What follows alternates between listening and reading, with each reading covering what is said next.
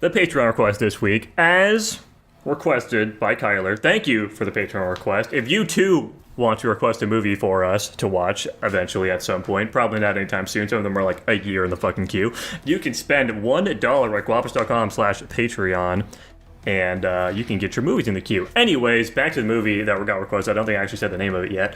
It is the 2003 film Pirates of the Caribbean, The Curse of the Black Pearl. I don't know, somebody fucking describe this movie. Tanner or Nico, which one of you? Dude, Tanner, you got this. Okay. Wait, no, fucking Nico, you do it. Tanner's gonna describe Nosferatu because you fucking watch that shit. Oh, yeah! Yeah. Okay, sure thing.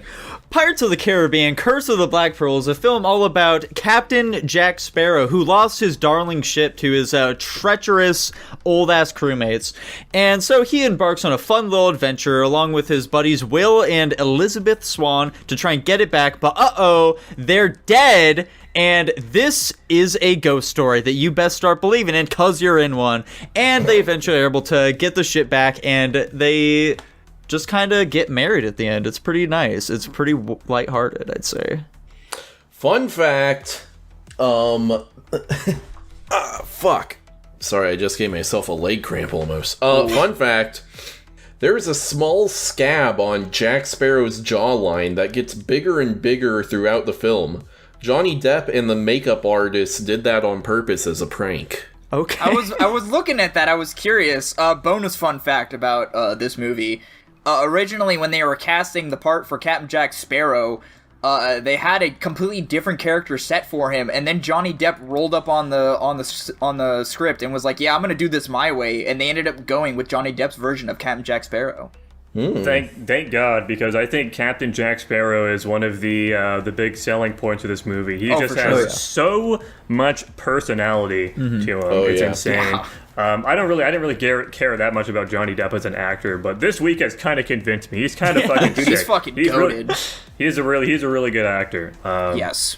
Yeah, an instantly iconic character, you would say. Oh, absolutely. He is Jim Carrey. insanely eccentric. He just immediately steals any scene that he's in.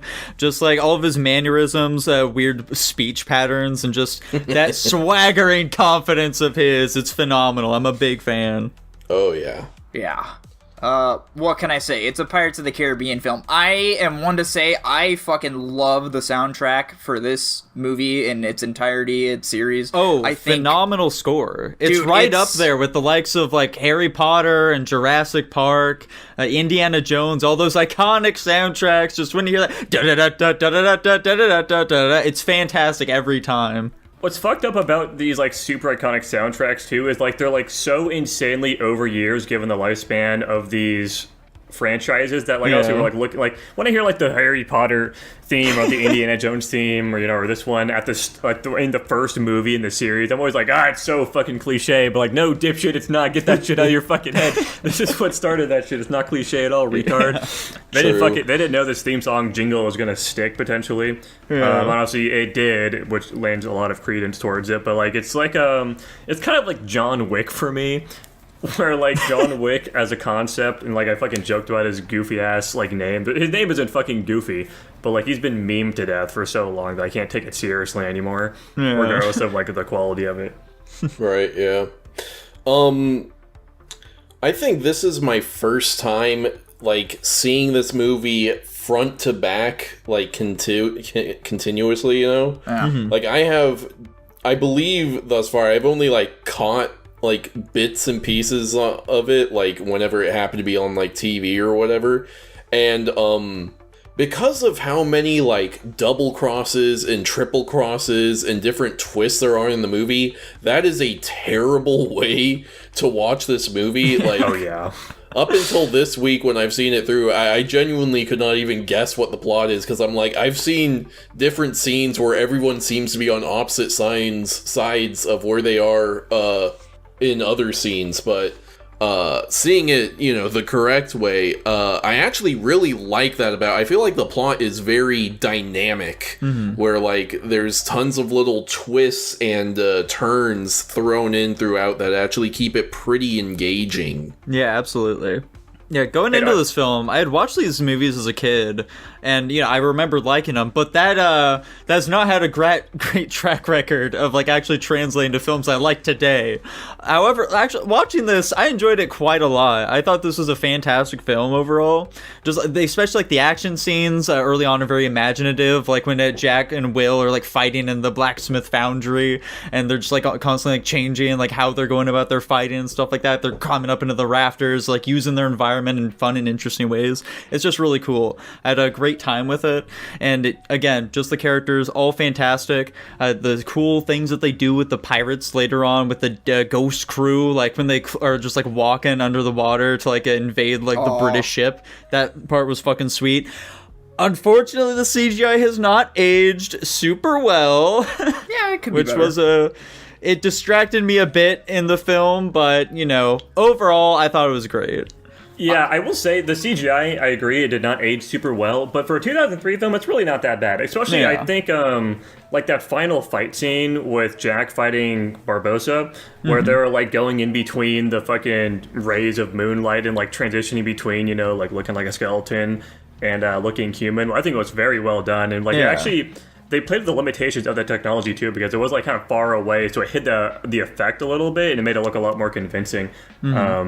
So yeah, no, the CGI definitely did not land super well, but honestly, I think they did a good job with it regardless, and I give it a lot of credit, given it's a fucking 21-year-old movie at this point. That's right, because it's a 21-year-old movie, and you're doing like a full CGI replacement of a human actor. Yeah.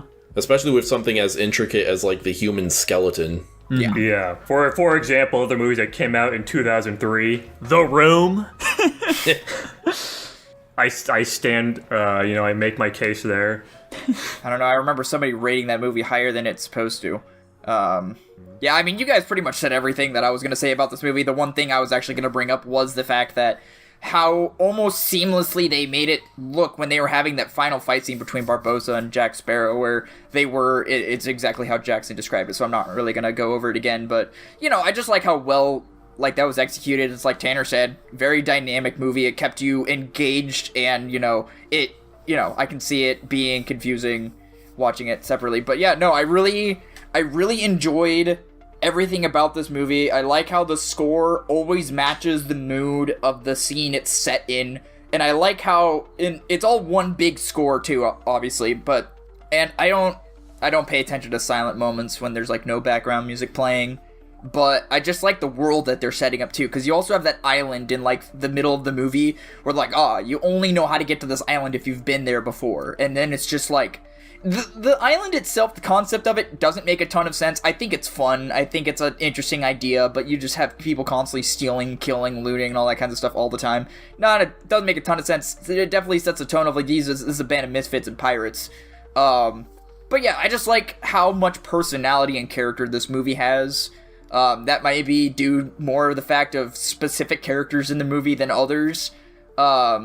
But yeah, overall, I think this movie did a good job at setting itself up for future successes, which obviously it did, given the fact I think it has like 6 sequels or something like that. Something like that, yeah. Are the sequels to these movies good?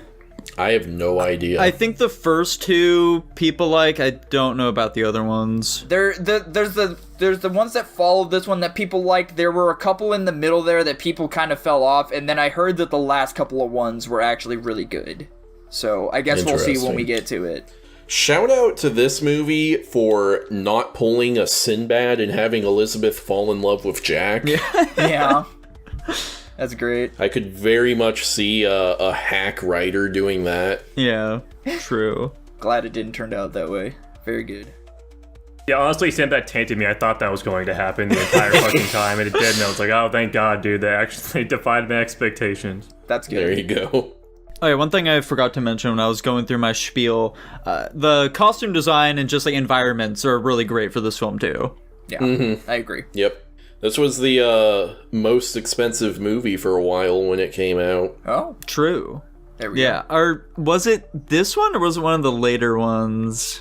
Oh, that's a good point. Yeah, because I know they were, because like all the ships are real in these films, so Oh, Fucking that's- blowing them up and shit like they do later on definitely tanks that budget quite a bit. Let me see if I yeah. can find this really quick while we're still kind of on the topic. While he's looking that up, are we ready to rank? No, do we have much more to say about this film? I don't. It's a classic. It's a very well-made, fun, engaging movie for the whole family. Yeah. There is a surprising lack of murdering in this movie, given the context. It's a lot of pushing people into the water. Yeah. But, you know, they're making a family-friendly little pirate romp, so I can't knock them for it. Yeah, so I just looked it up. I don't know which movie this is in the sequence. I'm gonna guess it's probably the 4th or 5th one, given it was made in 2011.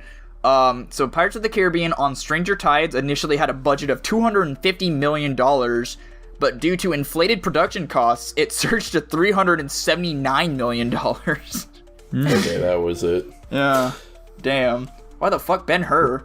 That's an expensive movie? The fuck? Yeah.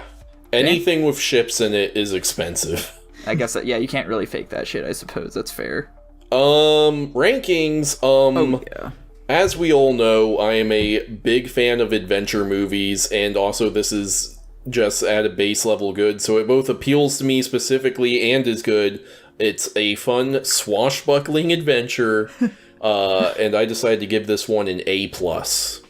Fantastic, dude. I'm not far off from it. Initially, I was thinking about putting this film a little bit lower just because of the CGI, but you guys convinced me it wasn't like that big of a deal, so I'm giving it an A. I also gave it an A. Wow. Yeah, you guys talked me up a little bit. I definitely wasn't giving this movie as much credit as I should have. So yeah, I'll just go ahead and I'll also give this movie an A+. I think this movie was fantastic. Radical. Unsurprisingly, it landed an A+. Wow. Nice. The first childhood movie that held up? Question mark? I don't know. I think Jurassic Park would be up there if you guys weren't such fucking haters. I mean, isn't it still like an S tier movie or something? I think so. I think it's a S-. Yeah, well, Nico's biased opinion of the future movies is what's killing it, so... I I'm think it's sorry, the best movie dude. to all of us except for you.